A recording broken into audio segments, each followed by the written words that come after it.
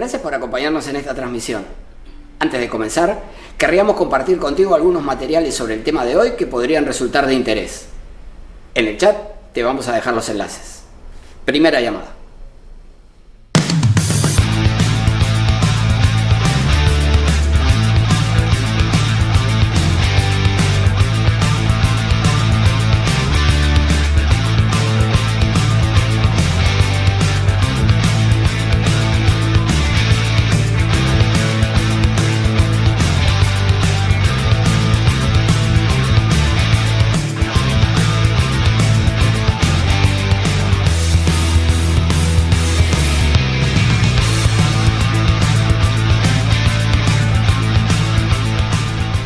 Ya estamos por comenzar la transmisión, pero antes quería pedirte que si te interesan nuestros contenidos, nos sigas en nuestras redes sociales.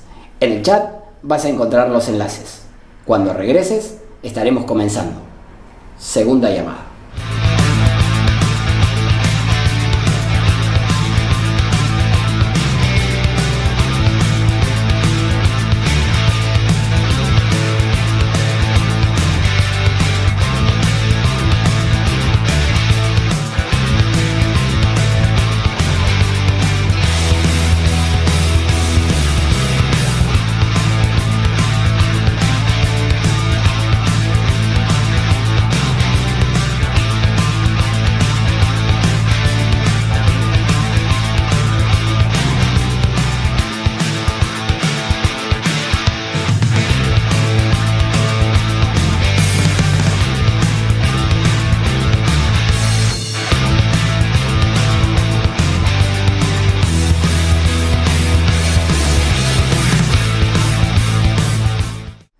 Esta es la tercera llamada. Comencemos de una vez.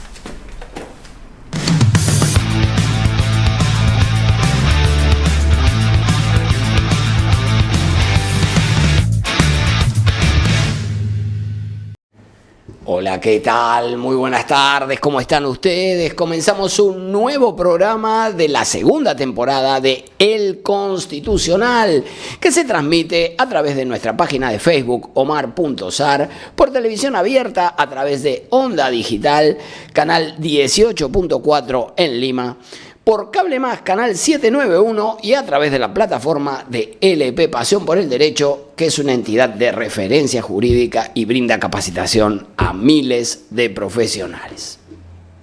El Constitucional es definitivamente un programa multimedia que se transmite por web, por redes sociales, por televisión abierta y también por cable. Pero ahora además puede ser considerado un programa interactivo porque compartiremos contigo los códigos QR de las fuentes que vayamos a citar a lo largo de nuestra clase. Les vamos a pedir que por favor nos dejen su like, que se incorporen como colaboradores de nuestra página de Facebook, Omar.Sar, para poder llegar a más gente. Luego de esta presentación que haremos sobre el tema del precedente, que es el que vamos a tratar hoy, entrevistaremos al doctor Omar Cairo Roldán, que es profesor de la maestría en Derecho Constitucional de la Universidad de San Martín de Porres y un reconocido especialista en materia constitucional. A propósito de la maestría en Derecho Constitucional de la Universidad de San Martín de Porres que mencionábamos, querría recordarles que ya hemos publicado toda la información del proceso de matrícula de la maestría, así que aquí tienen la información disponible, la pueden seguir mediante este código QR. Hay becas para servidores del Poder Judicial, del Ministerio Público, de Indecopi y de CEDAPAL, además de descuento en las pensiones para los graduados de la propia Universidad de San Martín de Porres, por supuesto. Además, puedes mejorar tu futuro profesional especializándote en la maestría, que cuenta con la mejor relación costo-beneficio del mercado. Y si sigues entonces este código QR que ves en pantalla, encontrarás los costos, la plana docente, la malla curricular, las fechas, el inicio del ciclo lectivo y toda la información que necesitas. Así que aquí tienen una muy buena opción de capacitación y especialización. Vamos a lo nuestro. El Código Procesal Constitucional regula expresamente el precedente y establece que es una regla que se deriva del caso y esa regla es la que permite resolverlo. Si se nos permite el recurso al latín, diría que el precedente debe formar parte de la ratio decidendi del caso, es decir, de los fundamentos que son la razón que conducen a adoptar la decisión judicial o jurisdiccional en este caso. Es evidente que no toda sentencia que expida el Tribunal Constitucional constituye un precedente.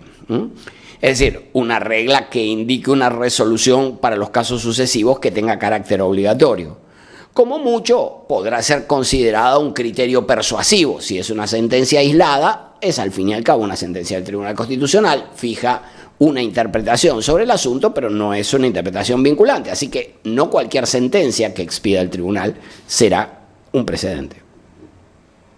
Por otra parte, hay que anotar que cuando hablamos que no hablamos de precedente vinculante, porque, digamos, si bajo este modelo hablamos de precedente, estamos presumiendo su vinculatoriedad. Y como dice el tribunal, en principio el precedente tiene los mismos efectos que la ley. Entonces queda claro que el precedente resulta vinculante, así que no hace falta llamarlo precedente vinculante. El precedente, por cierto, se encontraba en la normativa previa al Código Procesal Constitucional, pero era un precedente débil, pues se preveía expresamente la posibilidad de apartamiento motivado por parte de los jueces. ¿Sí? Así estaba regulado en la Ley de Habeas Corpus y Amparo de hace 40 años. Entonces, en aquella normativa existía una regulación del precedente, pero existía apartamiento motivado, algo que desapareció con la vigencia del Código Procesal Constitucional. A partir de la regulación vigente respecto del precedente, cabe concluir que las reglas establecidas con este carácter tienen alcance general y obligan a los jueces, pero también al conjunto de los operadores del sistema, incluyendo al propio Tribunal Constitucional, por supuesto. No existe posibilidad de apartamiento del precedente, pero hay que tener en cuenta que si el supuesto fáctico del caso es uno distinto al que dio origen al establecimiento de las reglas, entonces puede resolverse de un modo diferente. Y esto claramente no supone apartamiento, sino distinción, diferenciación, lo que la Corte Suprema de los Estados Unidos denomina distinguishing. Está claro, a ver, dijimos que el precedente se deriva de las circunstancias del caso. Si el caso no es el mismo, entonces se podrá resolver extendiendo la regla del precedente a este caso también, pero no existe una exigencia como la que existiría en el caso de que el supuesto fáctico fuera idéntico. Si el supuesto fáctico es idéntico, existe obligación de seguir la regla del precedente. Y esta obligación opera para los órganos administrativos, para el Poder Judicial y también para el propio Tribunal Constitucional. Claro, solo que el tribunal puede cambiar de precedente, como vamos a ver más adelante. Pero en principio, las reglas que estén vigentes, establecidas como precedente, aplicables a un caso, imponen la solución de los casos sucesivos de la misma naturaleza. Pero entonces hemos desarrollado este aspecto particular de la distinción. Hay que tener en cuenta el supuesto fáctico que dio lugar al precedente, ¿correcto? Y si es uno distinto, claramente la regla no es imperativa. Podemos concluir que el precedente posee un efecto vinculante vertical respecto de los órganos inferiores, como sucede, por ejemplo, cuando lo establece la Corte Suprema respecto de las salas especializadas, ¿verdad? Entre la Corte Suprema, las salas, los juzgados especializados y los juzgados de paz, existe una relación de jerarquía al interior del Poder Judicial. Entonces, el precedente tiene eficacia vertical, pero también tiene un efecto horizontal, es decir, obliga al propio órgano que lo emitió, que, como vamos a ver en el Código vigente, puede ser tanto el Tribunal Constitucional como la Corte Suprema de Justicia. Por último, cabría también hablar de un efecto interinstitucional, ya que el precedente del Tribunal Constitucional obliga también a la Corte Suprema, a los órganos administrativos, al legislador y sin que el Tribunal Constitucional pertenezca a ninguno de los poderes del Estado, porque en la Constitución peruana, de acuerdo con el artículo 201, el tribunal es un órgano de control de la Constitución que resulta constitucionalmente autónomo. Entonces, puede hablarse de un efecto vertical para los órganos inferiores cuando existan, porque el tribunal no tiene órganos inferiores. Puede hablarse de un efecto horizontal para el propio tribunal o la Corte Suprema, que son los que tienen potestad para emitir precedentes, o un efecto interinstitucional, que es el efecto que surte el precedente emitido por el tribunal respecto de órganos administrativos, del legislador o de los jueces. Sin perjuicio de lo dicho, hay que tener en cuenta que el Poder Judicial no estará obligado por el precedente cuando el supuesto fáctico sea diferente, como ya habíamos mencionado en la distinción, pero tampoco cuando haya cambiado el ordenamiento jurídico positivo, ¿correcto? Hay que dejar claro que en ninguno de estos casos existe apartamiento del precedente en sentido estricto, ya que en cada uno de ellos existen circunstancias que hacen del caso uno diferente respecto de aquel en el que se estableció el precedente. Entonces, si cambia el supuesto fáctico, pero también si cambia el marco normativo, entonces ya no estamos ante la misma situación y por lo tanto el precedente carece de obligatoriedad. Así que a la hora de determinar si un precedente resulta aplicable a un siguiente caso, habrá que determinar las circunstancias fácticas y jurídicas de ese caso y si son iguales que las de aquel caso que dio lugar al precedente, entonces la aplicación del precedente resultará obligatoria. El nuevo Código Procesal Constitucional, por su parte, introduce en el artículo 6º del título preliminar una regulación del tema que debe ser analizada. Presten atención, este artículo establece lo siguiente. Las sentencias del Tribunal Constitucional que adquieren la autoridad de cosa juzgada constituyen precedente vinculante cuando así lo exprese la sentencia, precisando el extremo de su efecto normativo, formulando la regla jurídica en la que consiste el precedente. Cuando el Tribunal Constitucional resuelva apartándose del precedente, debe expresar los fundamentos de hecho y de derecho que sustentan la sentencia y las razones por las cuales se aparta del precedente. Esto dice la letra del código. Entonces vamos a analizar ahora los elementos que surgen de allí. Queda claro que el código impone el deber de tomar en cuenta 4 elementos para que se pueda hablar propiamente de precedente. En primer lugar, tiene que tratarse de una sentencia. No puede ser un auto, por ejemplo, el que declara improcedente la demanda. Tiene que ser una sentencia. Y esto tiene sentido porque tiene que existir un análisis sustantivo, un análisis sobre el fondo del asunto, no sobre la procedibilidad de la demanda. Entonces, la exclusión de autos de establecimiento de reglas con carácter de precedente tiene sentido, ¿no? ¿Verdad? Se requiere que sea una sentencia y que constituya cosa juzgada, es decir, que se pronuncie sobre el fondo del asunto declarando fundada o infundada la demanda. En este sentido, el artículo 15 del Código precisa qué debemos entender por cosa juzgada y dice ese artículo 15, en los procesos constitucionales solo adquiere la autoridad de cosa juzgada la decisión final que se pronuncie sobre el fondo. ¿Correcto? Entonces, tiene que haber un caso y una decisión sobre el fondo de ese caso y las razones de esa decisión serán las que constituyan el precedente. Pero no basta la sentencia. En segundo lugar, el citado artículo 6º establece que la sentencia, con las características que acabamos de mencionar, debe expresar con claridad que constituye un precedente. Debe decir, esta sentencia es un precedente. En tercer lugar, el Código, además de exigir que identifique con precisión que estamos ante un precedente, impone que se precise, y cito, el extremo de su efecto normativo. Es decir, lo que pretende el legislador es que el tribunal identifique cómo incide en el ordenamiento jurídico la regla establecida a partir del caso concreto. advertimos que el precedente en nuestro medio debe ser identificado determinando cómo incide en el ordenamiento jurídico, a diferencia de lo que sucede, por ejemplo, con la Corte Suprema de los Estados Unidos, que mencionábamos antes, que se limita a decidir la controversia y después serán los operadores jurídicos los que determinen cuál será la interpretación, cuál será el alcance que corresponda a adjudicar a la decisión que adoptó en determinado caso. La Corte Suprema de los Estados Unidos ni dice que es un precedente y mucho menos establece cuál es su efecto normativo.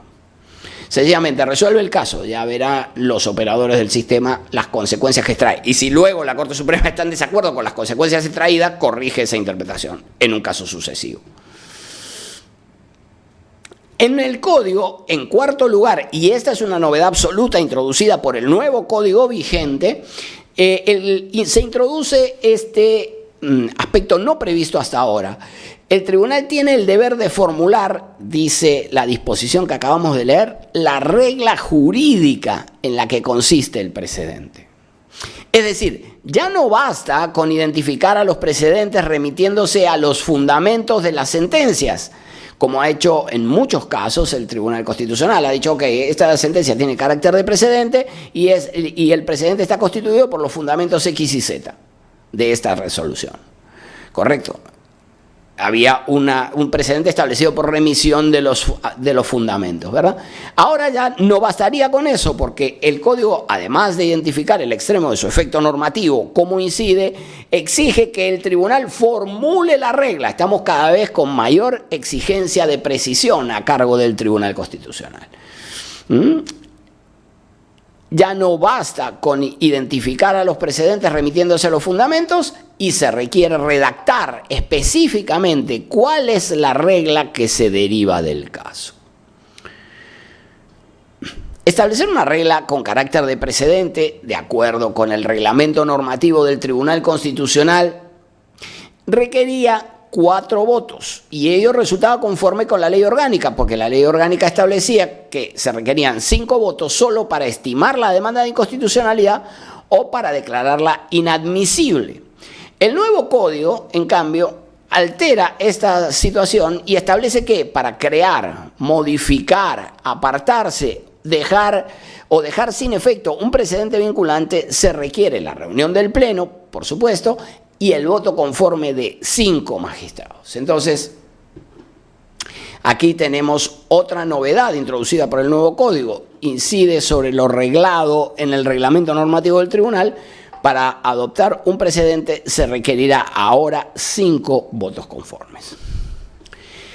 Queda claro que esto supone una reforma implícita de la ley orgánica del Tribunal Constitucional a la que hacíamos referencia, ¿verdad? Pero el código también es una ley orgánica, de modo que no hay problema alguno y hoy está claro que se requieren 5 votos para establecer un precedente. Tal vez no sea la técnica legislativa más depurada, pero finalmente ha operado una modificación legislativa implícita. Al establecer un precedente, se garantiza el trato igualitario de todos los casos que tengan el mismo supuesto fáctico y en consecuencia se favorece también la predecibilidad y la seguridad jurídica, ha dicho el tribunal. Efectivamente, si se estableció un precedente para determinado caso, resulta previsible y exigible que los sucesivos sean resueltos de la misma manera.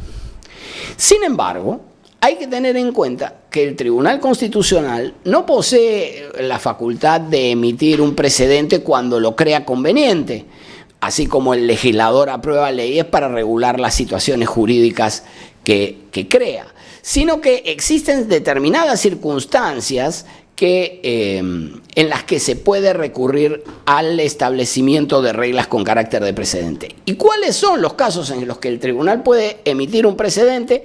Él mismo ha identificado estos 4 supuestos que justifican la emisión del precedente. Primero, se puede emitir un precedente cuando se evidencia que los operadores jurisdiccionales o administrativos vienen resolviendo con distintas concepciones o interpretaciones sobre una determinada figura jurídica o frente a una modalidad o tipo de casos. Es decir, cuando se acredita la existencia de precedentes conflictivos o contradictorios. Esto es decir, si existen diversas interpretaciones judiciales sobre un mismo punto, entonces puede emitirse un precedente con miras a establecer una regla común. Por ejemplo, este fue el supuesto en el precedente Huatuco, ¿verdad? Es decir, sobre cuál sería la consecuencia de la desnaturalización de los contratos 728, es decir, de los contratos propios de la actividad privada en el ámbito del sector público, ¿no? Y el tribunal dice, bueno, ok, hay jueces que ordenan la reposición y jueces que ordenan pagar una indemnización. Entonces, para uniformar criterio, el tribunal establece como precedente que podrá disponerse la reposición cuando el servidor hubiese ingresado a la administración pública por concurso público a una plaza presupuestada y vacante a tiempo indeterminado. Solo en ese caso procede la reposición. En los demás procede el pago de la indemnización. Entonces, 1, criterios jurisdiccionales divergentes. 2, segundo caso que habilita la emisión de un precedente, cuando se evidencia que los operadores jurisdiccionales o administrativos vienen resolviendo en base a una interpretación errónea de una norma del bloque de constitucionalidad, lo cual a su vez genera una indebida aplicación de la misma. Entonces, aquí ya no se trata de criterios judiciales dispares, sino de criterios uniformes, pero inconstitucionales. Un poco esto es lo que pasaba respecto de la procedencia del amparo contra resoluciones del Jurado Nacional de Elecciones, ¿correcto? El tribunal dijo, los órganos de la justicia ordinaria venían interpretando los artículos 142 y 181 de la Constitución en un sentido literal. No son revisables, dice el artículo 142, y cuando dice no son revisables, la judicatura entendía que no son revisables era sinónimo de tampoco procede el amparo. El tribunal dice, bueno, esta es una interpretación inconstitucional porque supondría un ámbito exento del control constitucional donde pudieran vulnerarse derechos sin remedio. Y en consecuencia, esta interpretación es uniforme, pero es inconstitucional. Entonces, un primer criterio para la emisión del precedente, resoluciones judiciales dispares. Ejemplo, Huatuco. Un segundo ejemplo, interpretaciones judiciales uniformes pero inconstitucionales. Ejemplo, Lizana Puelles y el amparo electoral. El tercer supuesto que justifica la emisión del precedente se presenta cuando la afectación de derechos no afecta solo al demandante, sino que se extiende a un grupo extenso de personas. Por ejemplo, el caso de Salazar de Arlenque. Allí de lo que se trataba es, el tribunal dice, cobrar tasas administrativas por la interposición de recursos impugnatorios vulnera el derecho a la libertad de petición, el debido proceso.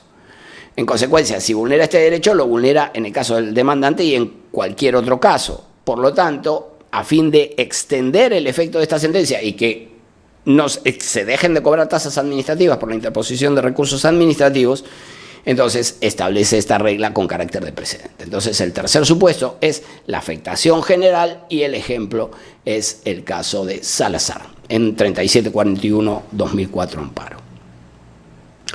Y por último, cuando se evidencia la necesidad de cambiar de precedente vinculante que puede tener efecto hacia el futuro, aunque no faltaron casos en los que se decidió la aplicación inmediata del nuevo criterio, como sucediera en Lara Contreras respecto del efecto de las demandas de amparo contra resoluciones de la Junta Nacional de Justicia.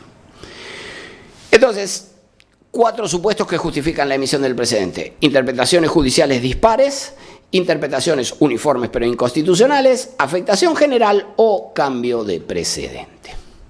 El Tribunal Constitucional ha emitido hasta la fecha 52 precedentes y los ha sistematizado en su página web institucional.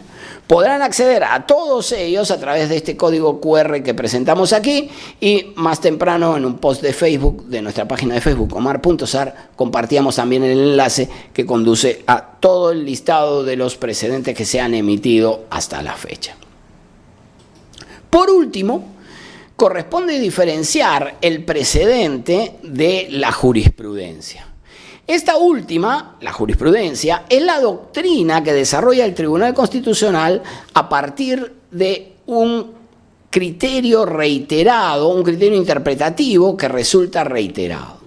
El precedente, en cambio, no requiere constancia, pues basta con que el TC o la Corte Suprema ahora, identifiquen la regla con las exigencias que ya se indicaron arriba de acuerdo con el artículo 6 del título preliminar del Código. El tribunal tiene resuelto que jurisprudencia y precedente no se diferencian por su vinculatoriedad, ya que ambos resultan vinculantes, sino que difieren en cuanto a sus exigencias, porque como ya hemos visto, la jurisprudencia obliga a los órganos jurisdiccionales y el precedente alcanza al conjunto de los operadores del sistema e incluso a los particulares. Vamos a dejar aquí el desarrollo del tema y después de una muy breve pausa vamos a conversar con el profesor Omar Cairo, que es un reconocido especialista en materia constitucional, para plantearle algunos problemas que encontramos en relación con la regulación presente del precedente en el Código Procesal Constitucional. Ya volvemos.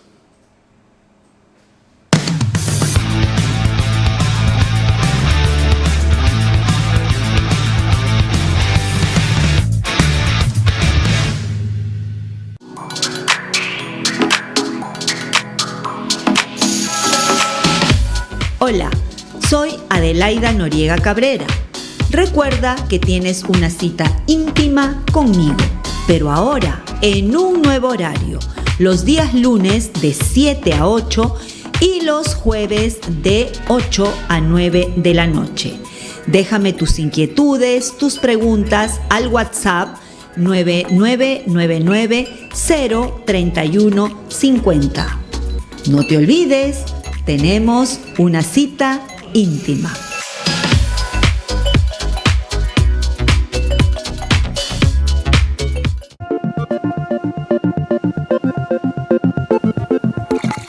Todos los martes a las 7 de la noche, Punto Crítico, por Onda Digital Perú. Un programa dirigido a analizar los principales acontecimientos de la economía y la política a nivel nacional y mundial. Punto Crítico, todos los martes a las 7 de la noche por Onda Digital Perú. Los espero.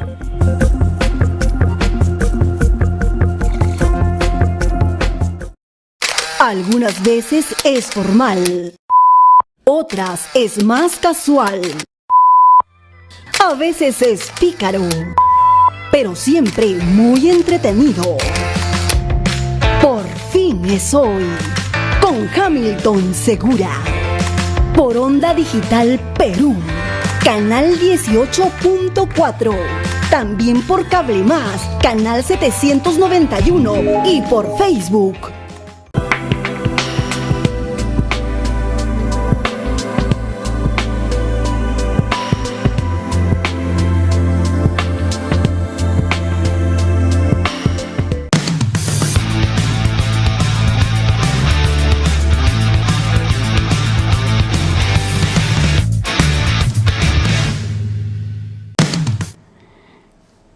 Gracias por seguir acompañándonos. Vamos a conversar ahora con Omar Cairo Roldán, que como decíamos es profesor de la Maestría en Derecho Constitucional de la Universidad San Martín de Porres y un reconocido especialista en materia constitucional. Él nos va a ayudar a analizar algunas particularidades del precedente en nuestro código. Doctor Omar Cairo, buenas noches. ¿Cómo está? Bienvenido al Constitucional.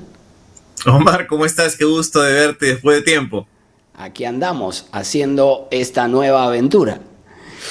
Omar, querría comenzar preguntándote lo siguiente. ¿El precedente debe estar constituido solo por la ratio decidendi de un caso, como decíamos a nivel teórico? Sí, porque esa característica es un elemento estructural de la figura del precedente. Es decir, el precedente surge en el common law a partir de la necesidad que tienen los jueces, en Inglaterra sobre todo, de establecer para los casos específicos cuáles eran las normas o los preceptos existentes en este conjunto de costumbres locales o generales que disciplinaban la conducta de las personas y que por lo tanto servían deberían servir para resolver un conflicto, pero no estaban escritas. Entonces el juez recogía esa norma que estaba en el common law, en esta costumbre, y la utilizaba para resolver el caso. Entonces, ese es el derecho del case law. Pero a partir de ese derecho del case law, se empieza empieza a surgir la figura del precedente cuando estas decisiones se convierten en vinculantes. Y como bien dijiste en la introducción, no porque el tribunal diga que son vinculantes, sino porque los jueces de grado inferior, por el prestigio del tribunal, dicen, bueno, él ha identificado la regla, estamos obligados a hacer lo mismo, por igualdad, y entonces comienzan a resolver los casos idénticos en su componente objetivo, pero distinto en sus sujetos, los comienzan a resolver de manera idéntica con la regla establecida como precedente por el tribunal. Ahí hay una diferencia entre los que consideran que el precedente es el tribunal que establece un precedente, lo que hace es declarar o crear la norma. Quienes dicen que crea la norma dicen ese precepto no era norma porque estaba en la costumbre, en la práctica, que no es normativa, y por lo tanto el juez es el que la crea. Y otros dicen, no, la norma también es la norma no escrita, entonces solamente la está declarando. Pero más allá de que declare o constituya, es un precepto que el juez utiliza para resolver un caso concreto, y eso se convierte en precedente. Claro, pero la obligatoriedad que tiene el juez deriva del prestigio del órgano o de su posición institucional en la Constitución como órgano de control de la Constitución. Lo que ocurre es que en Inglaterra, en el siglo XIX, y en realidad desde el siglo XIII hasta el siglo XIX, no había constitución que estableciera jerarquías. Ni tribunales supremos. Era el tribunal, la Cámara de los Lores, por ejemplo, o el Banco del Rey, el que establecía, el que recogía una costumbre y resolvía un caso. Entonces todos los órganos de grado inferior empiezan resuelven los casos de esa manera. Lo que ocurre, que es lo que tú describes, es en Norteamérica, donde ahí sí a la Corte Suprema se le reconoce el lugar de cúspide, y hay una doble sensación de los jueces. La primera, la del reconocimiento normativo de la Corte Suprema como órgano, que es el que, desde el caso Marbury contra Madison, casi dice lo que la Constitución es lo que es. Y además por el prestigio que gana a través del ejercicio de sus diversas conformaciones. Entonces, esa es la vinculatoriedad. Tampoco está escrita, tampoco no hay ninguna norma constitucional que diga está obligado los jueces a obedecer a la Corte Suprema en esa regla, sino que el juez de circuito, el juez de distrito, leen la sentencia de la Corte Suprema y dicen, caramba, este caso que yo tengo, la Corte Suprema lo ha resuelto con otros sujetos usando esa regla que creó. Entonces yo tengo que seguir lo mismo, tengo que utilizar esa regla. Me siento obligado a hacerlo.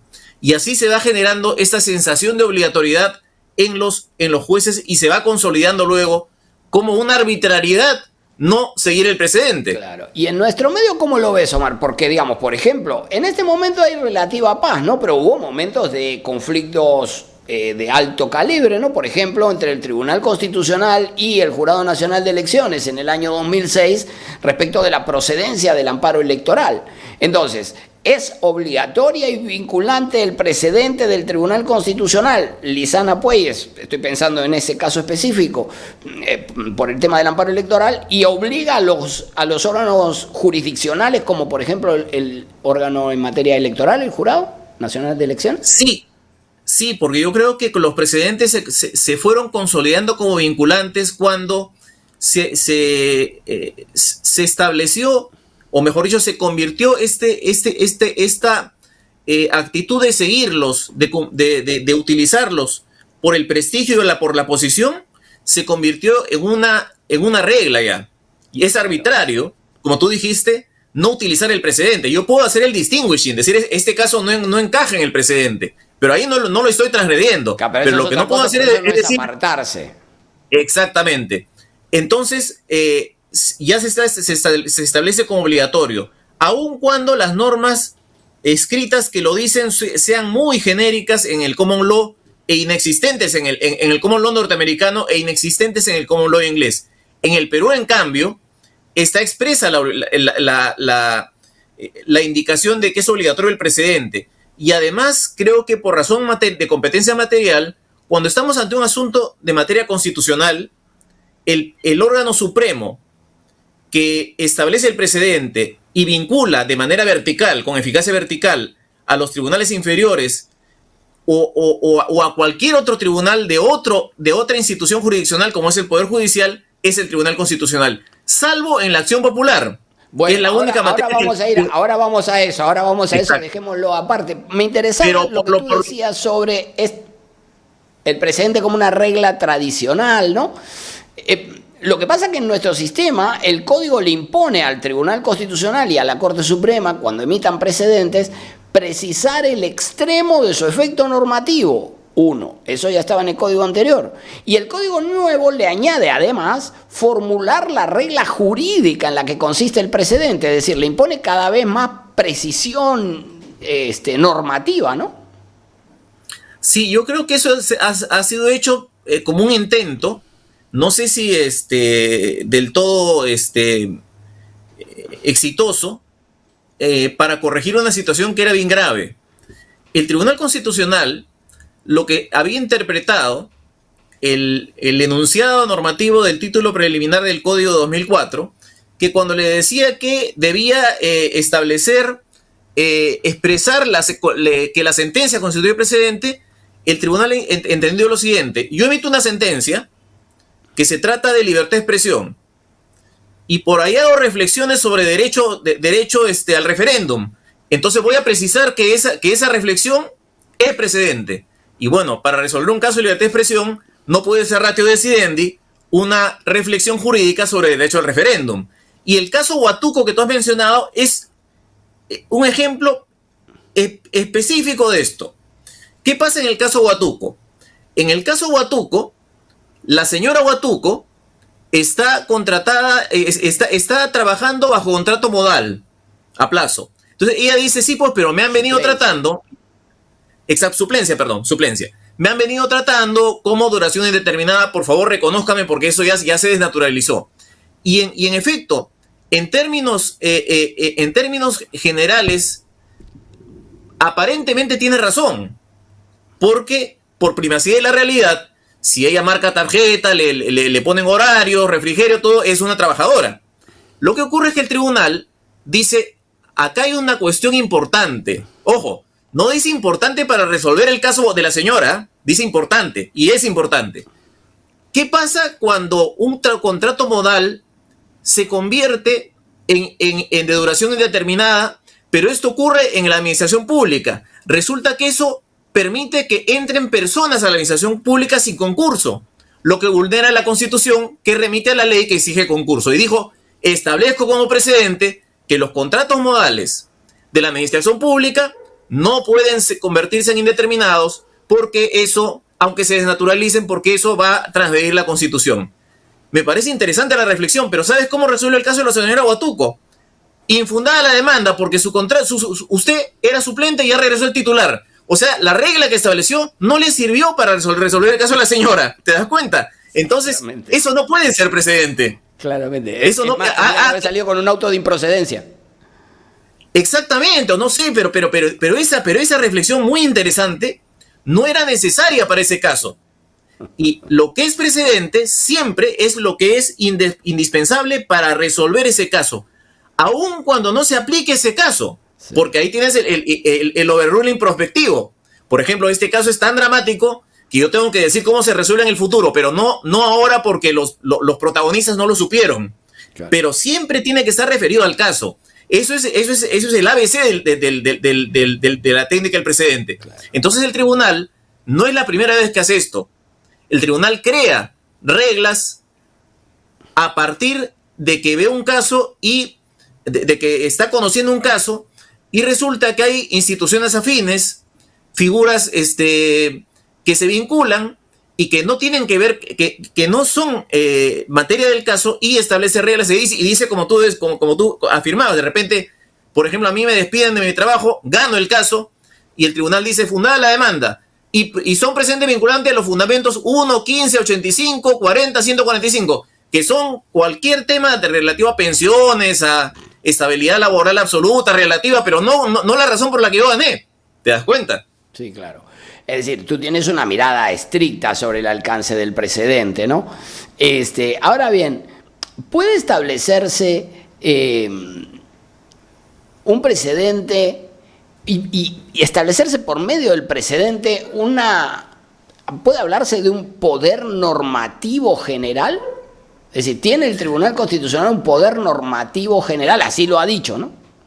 Sí, pero un poder normativo general acotado al caso, además un poder normativo general que surge como necesidad jurisdiccional. No hay norma que regule este caso que permita resolver el conflicto que tenemos tú y yo. Entonces el tribunal va a crear una norma y va a tener un poder normativo general, porque esa norma no va a referirse solo a nosotros dos, sino a todos los que protagonicen un conflicto idéntico al nuestro. ¿De acuerdo? Pero solamente lo puede hacer cuando necesita para resolver ese caso y por lo tanto va a limitarse a la materia de este caso. Claro que ahí hay variantes. Por ejemplo, imagínate que el tribunal conoce un amparo por libertad de expresión en medios escritos. Y el tribunal dice, bueno, acá no está muy clara la cosa, yo voy a establecer una regla para resolver este caso y declarar fundada la demanda de Omar en libertad de expresión en medios escritos. Eso es una posición que algunos llaman minimalista, porque dicen, se limita a libertad de expresión en medios escritos, pero algunos dicen, no, pero el tribunal también podría crear una regla para libertad de expresión en términos generales, medios escritos, hablados, televisivos, informáticos.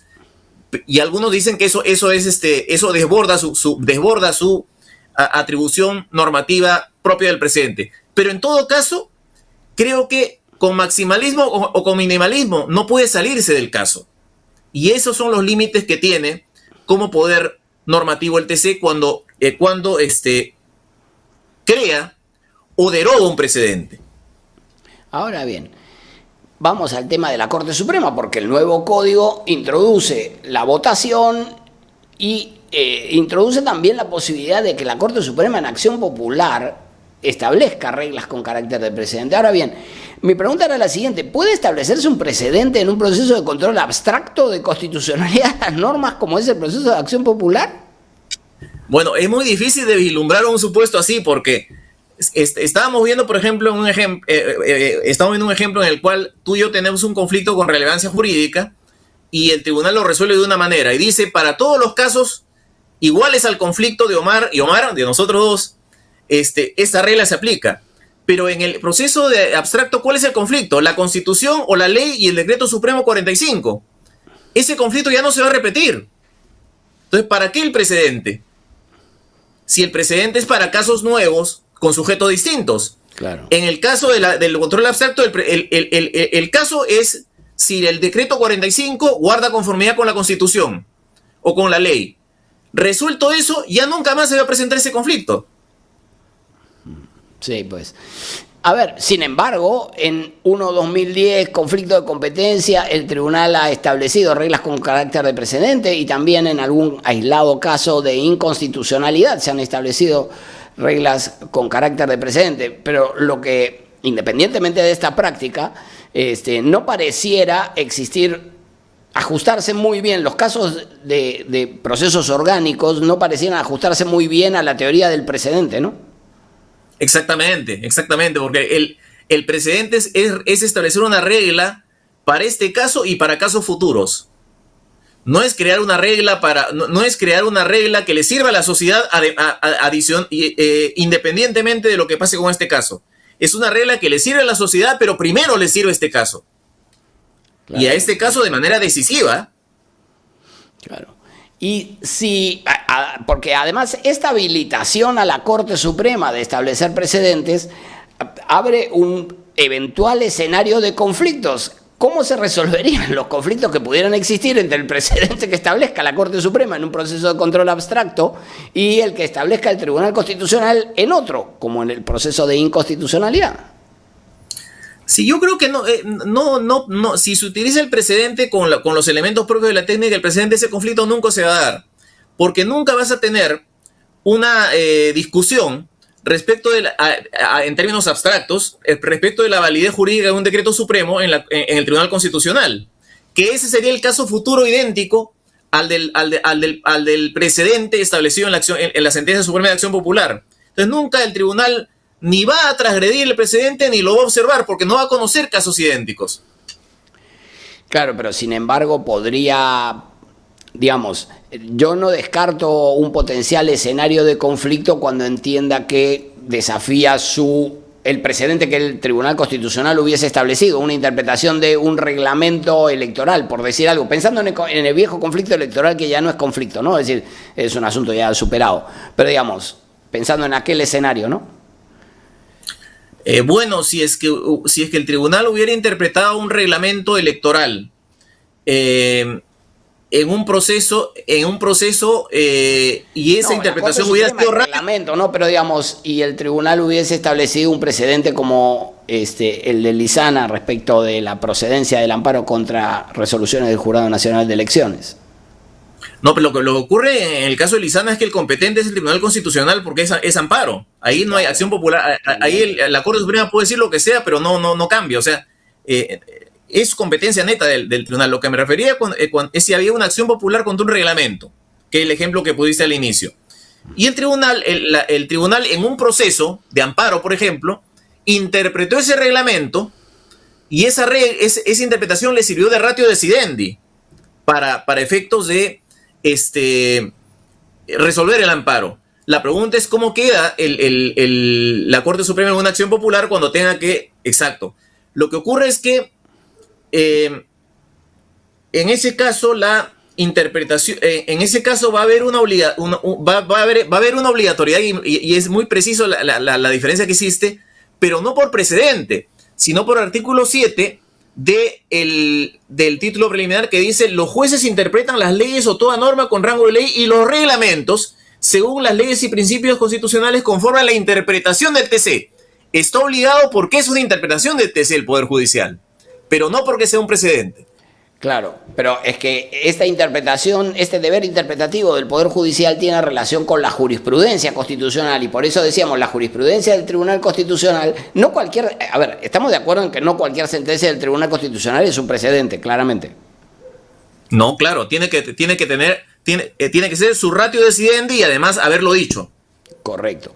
Y además con los requisitos adicionales, es decir, cómo impacta en el ordenamiento su efecto normativo y por otro lado debe precisar la regla, debe identificar concretamente. A lo que apunta el legislador, imagino, es una solución como la del caso Salazar de Arlenque, donde el tribunal formula una regla y dice: la regla del precedente es no se pueden cobrar tasas administrativas por la interposición de recursos. ¿Se entiende? Me da la sensación de que esa es la pretensión del legislador, ¿o no?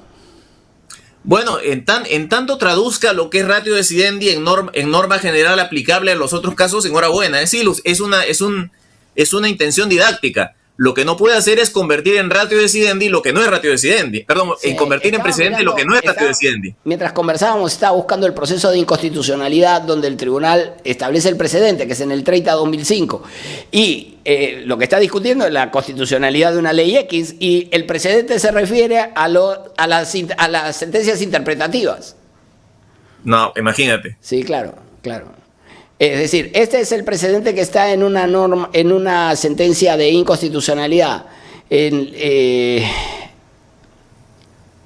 el caso de la valla electorales, Pero claramente lo que se discutía era X cosa, no las sentencias interpretativas del Tribunal Constitucional, ¿no? Entonces, no pareciera, porque además el control abstracto de constitucionalidad de las leyes, por definición, no tiene un caso concreto, ¿se entiende? Es decir, no estamos analizando el caso de Juan, de Pedro, de Diego, estamos analizando en abstracto la conformidad de la ley con el ordenamiento constitucional y las normas del bloque de constitucionalidad. Además, entonces, es un caso único. Un propicio para el precedente. Además, no se va a repetir. El precedente es para casos idénticos entre sujetos distintos. El conflicto entre dos normas no se va a repetir, se resuelve. Y tanto no se va a repetir que o bien se declara la inconstitucionalidad de la norma y se va del ordenamiento jurídico, por ende no se va a repetir, o bien constituye cosa juzgada y tampoco se va a repetir. Porque se queda y nadie la puede sacar. Sí, claramente, ¿no? Ok. Sí, efectivamente. Y ¿tú crees que esta habilitación a la Corte Suprema podría haberse extendido a otro tipo de... Es decir, ¿es un problema de que sea la Corte Suprema o es un problema de que sea en acción popular? porque, por ejemplo, aquellas que hubiese establecido en consulta, porque, por ejemplo, la Corte Suprema cierra el sistema cuando absuelve consultas de sus órganos inferiores respecto del ejercicio del control difuso, ¿no? Ese pareciera ser un ámbito mucho más propicio, el de la consulta pareciera ser un ámbito mucho más propicio para el precedente que la acción popular, ¿no? Exactamente. Ahí creo que se pueden originar algunas situaciones, aunque algunos conflictos, pero no a nivel de precedente, sino a nivel de decisiones respecto del control abstracto, porque ¿qué pasa si el Tribunal si la Corte Suprema, resolviendo una consulta, dice la ley 415 es impecable y el Tribunal Constitucional ha dicho que es manifiestamente inconstitucional o después va a resolverla? Claro, entonces sí. Creo que ahí se va a presentar un problema, pero de repente no tan grave, porque mira, si el tribunal dice fundada la demanda contra la ley 415, entonces esta, si el futuro ya no rige, pero las sentencias anteriores, inclusive la que en consulta la declaró válida, bueno, queda firme. Sí, claro. Y si la convalida, pues armonía pura. Así que creo que no hay problema. Efectivamente. Doctor Omar Cairo, muchísimas gracias. Omar, muchas gracias a ti. Pero lo comprometemos para invitarlo a una siguiente ocasión en el Constitucional. Encantadísimo. Además, creo que va a ser muy grato por la distinción que me has hecho al invitarme y además porque creo que acompañarte en esta tarea tan importante como esta que realizas es un deber de la amistad. Muchísimas gracias, Omar. Un gran abrazo. Cuídate. Un gran abrazo. Ya nos vemos. Y con ustedes también, muchas gracias por acompañarnos, nos despedimos, recuerden apoyar nuestro trabajo incorporándose como colaboradores de nuestra página de Facebook, síganos ahí, compartan nuestro material, déjennos su like y nos vemos la semana próxima en una nueva edición de la segunda temporada de El Constitucional. Ya nos vemos.